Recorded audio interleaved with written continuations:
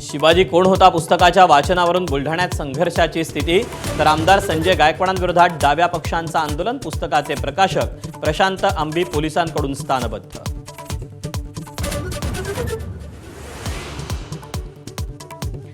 कोल्हापुरात तरुणींचे अश्लील व्हिडिओ बनवून ब्लॅकमेल करणाऱ्या शाहिद संदेला अटक.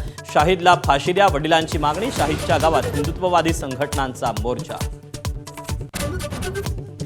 1 मे पासून कारवाई सुरू. मराठीसाठी 15 ऑगस्टपर्यंत मुदत. परिवहन मंत्री प्रताप सरनाईकांची घोषणा. रिक्षा टॅक्सी चालकांना मराठी शिकावंच लागेल, सरनाईकांनी बजावलं.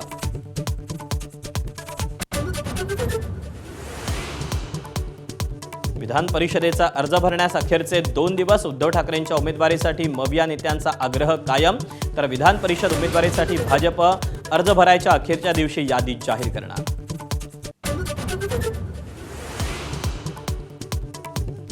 सोलापुरात आधुनिक गारमेंट पार्क तयार करणार. मुख्यमंत्री देवेंद्र फडणवीसांची घोषणा, तर पंढरपूर कॉरिडॉरचा दुकानदारांना फायदा होणार, फडणवीसांची माहिती.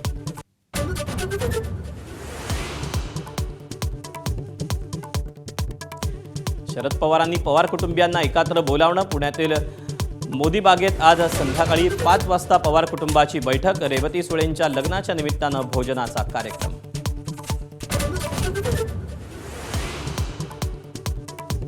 विदर्भातील जिल्ह्यांमध्ये आजही तापमानाचा पारा 44 अंशांवर.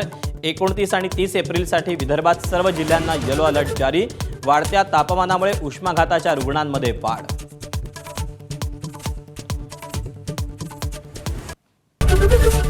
एबीपी माझा, उघडा डोळे बघा नीट.